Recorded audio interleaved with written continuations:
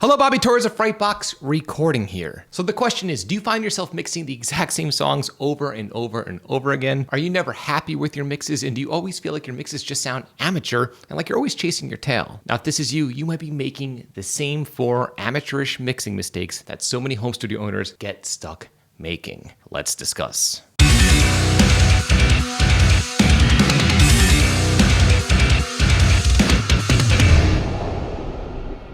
So without any further ado, I'm gonna jump right into the tutorial and highlight for you the 4 common mixing mistakes that I see people making all the time, myself included, once upon a time. Mistake number 1, obsessing over plugins. Now here's the thing, I have nothing against fancy plugins. I buy them from time to time myself. Sometimes I will experiment with new plugins, but here's the truth. If you can't produce a fully professional mix using only the stock plugins within your DAW, the problem is that you do not have enough skill and knowledge yet. Buying new plugins is not going to improve your mixes. I hate to tell you. It can make mixing easier and maybe more efficient and maybe make the process feel more creative.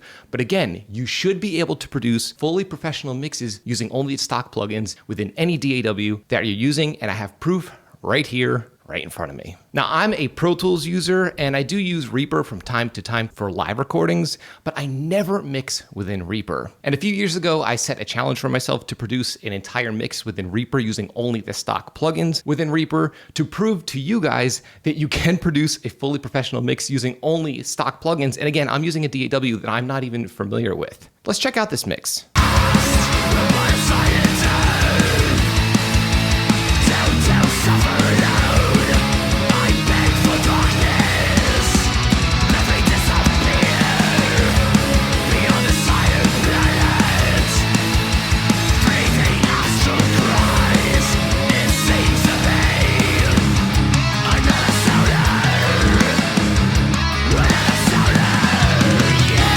So this mix was crafted entirely using only the stock plugins within Reaper. I'm not using any third-party plugins. And again, I don't even know Reaper that well. So again, in order to test yourself, try to create a fully professional mix in your DAW using only the stock plugins. If you cannot do it, you need to practice your actual mixing chops and you shouldn't be buying new plugins. Harsh, but true. Okay, and this one drives me insane. The second mistake you're probably making is you're overcomplicating your panning.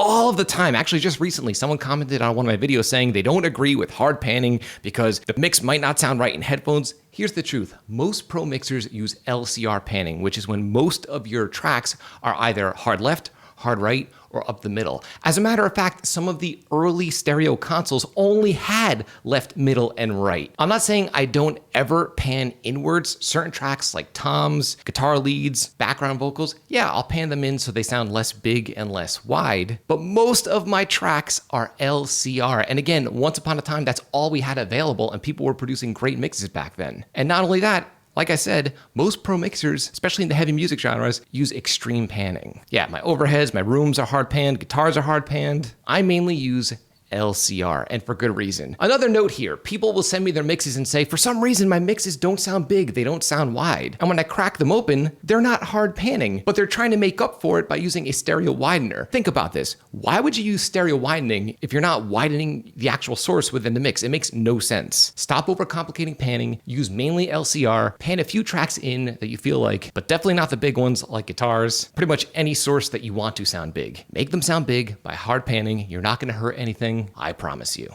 Okay, another common mistake that so many people make, especially amateur mixers, is overcomplicating EQ and searching for problem frequencies. I'm gonna be honest, I don't search for problem frequencies unless something is obnoxious and really standing out. Most of the results that I achieve and most pro mixers achieve comes from simple mix moves and EQ moves like high passing, general boosts, general cuts, and that's it. So for example, those guitars that you just heard, here's my EQ. I'm just rolling off all the deep subs, all the super duper top, and pulling out some of the mid-range.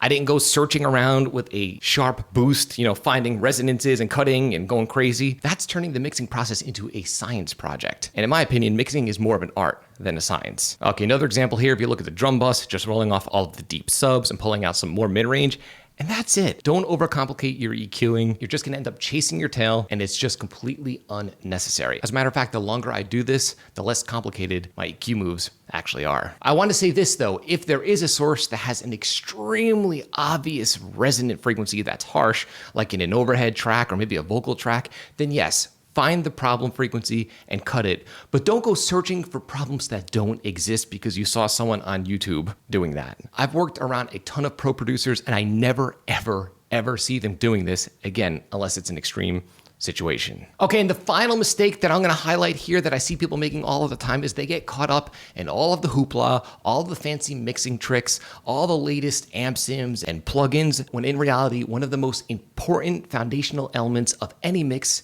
is setting proper balance. So often people will send me their mixes and say, you know, my mix just sounds muddy. My guitars don't sound right. And the reason why is because their guitars are just super loud. Or they'll say, I can't hear my snare drum. It's not cutting through. And I'll ask, did you think about turning the snare drum up? It's so obvious, right? But so many of us end up confused and we get lost in the overcomplicated overabundance of information that we forget just how important basic balance is in the mixing process. As a matter of fact, getting your mix balanced is a form of setting EQ. It's not as fun and sexy as messing with an EQ plugin and trying 5 different analog emulations on your track, but turning a track louder or having it quieter in your mix affects the frequency response of your mix. If your cymbals are louder, you're gonna have a brighter mix. If your guitars are too loud, your mix is gonna be muddy. If your kick drum is too loud, your mix is gonna be muddy in the low end. If it's too quiet, your mix is gonna be thin. It doesn't matter how you have your EQ set. Just messing with those tracks as far as balance will skew the frequency response of your mix. So just remember to get a decent balance before you even think about overcomplicating the mixing process. Believe me, I learned this the hard way. It took me 10 years, but I finally got there, and now I know balance is key. So there you have it. Those are 4 common mistakes that I see people making all of the time, and I've been guilty of them myself. And the truth is, I do not want this for you. So many of us in our home studios get caught up falling for the same traps, and it's completely unnecessary. And because of this, I've put something together called my polished production checklist. It outlines all of the simple key steps within a production as a whole that you should really be following if you want to produce professional results with the gear you already have. I want you to skip over all of the mistakes that I've made so you can get right to creating great music in your home studio without having to buy any new gear, because believe me, if you have a DAW